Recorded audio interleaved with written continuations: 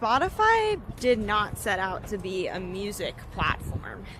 It just wanted to sell ads. It wanted to make money selling ads, and it was decided that music would be a good way to do this. So that's fine. I mean, that's how you make money in the digital age. You sell ads. Great. But just if anyone was thinking that Spotify had the best interests of musicians in mind, they don't. They're not music people.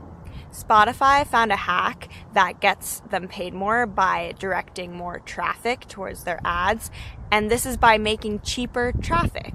They have in-house royalty-free music creators. The program is called Perfectly Fit Content, or PFCs, and these are just cheaper songs that Spotify doesn't have to pay for, but gets them paid more, and they push these songs in their playlists. When Liz Pelly's Mood Machine book came out, this was before anything political happened with Spotify.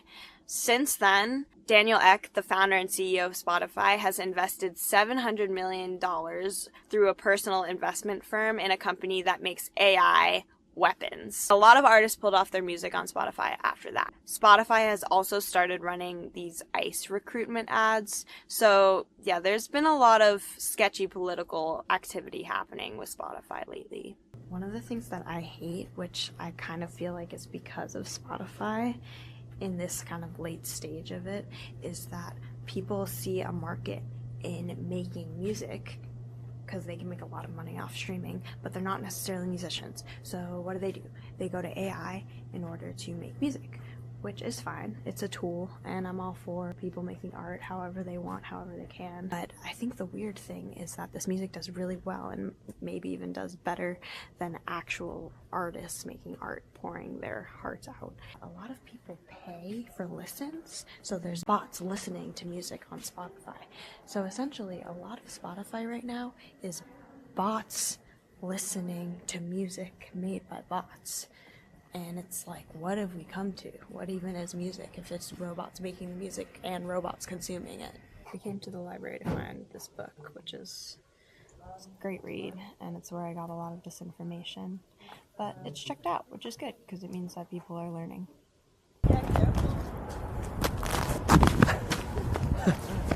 There are 3 big music labels. There's Warner, Universal, and Sony, and then they each have a bunch of subsidiary labels, like smaller labels, but that are still owned by them. They still make all the money. These labels cut a deal with Spotify because Spotify technically has to pay the labels every time they stream a song from those labels.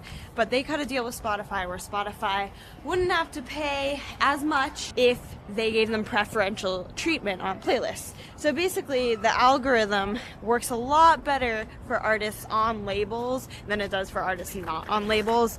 Now, to me, this is a little bit payola-y, which is when you pay radio stations to play your song. It's kind of like that. Like, Spotify is getting an incentive to put songs made by artists on labels on more playlists, so the algorithm works better for them, so they make more money. There are still gatekeepers, so even though anyone can make music and upload it, which is awesome, there's so much accessibility to making music, there are still gatekeepers deciding which music does well and which music doesn't. It may not be the same gatekeepers as before, so it's not necessarily just the big 3, but it's still the big 3. On top of that, it's these people who curate playlists. When piracy started happening, the whole music industry collapsed. And that was an opportunity that we could have used to make things better. It could have been that we created a music industry where artists got paid fairly and you could actually live as a musician.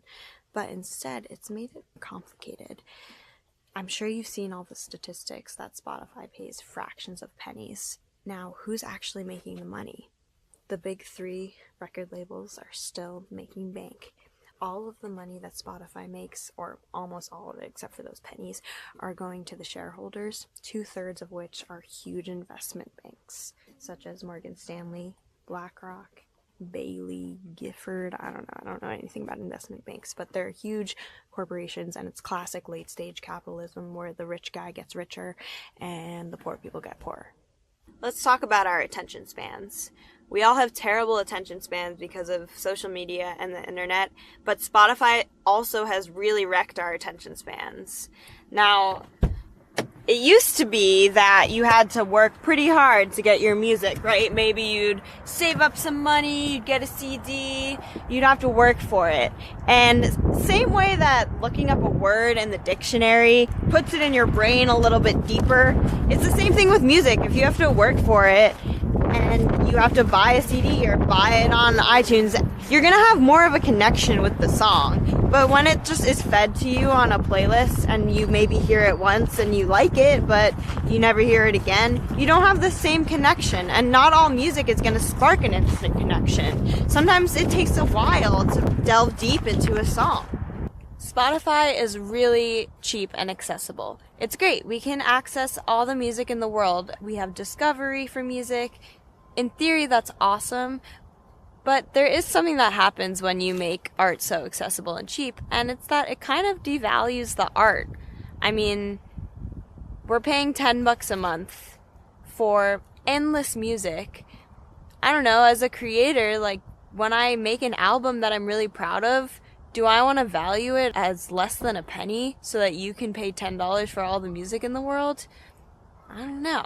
And same with the music that I love. I'd pay hundreds of dollars to be able to listen to the music that I love. I just feel like Spotify has created this environment where art is really devalued. Spotify's whole motto is that music is a soundtrack to your life, which is just a ploy to make them more money because they want it on in the background at all times. And as a result, the music that does better on Spotify is music that's in the background. It's easy to listen to.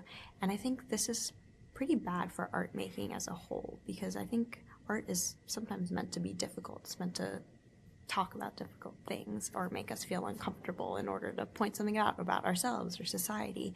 And this is happening less and less because this music just doesn't do well and artists have to make a living. As a result, they kind of tailor their music making to fit this Spotify model, which is this really chill, relaxed background of music. And I think that's bad for music making.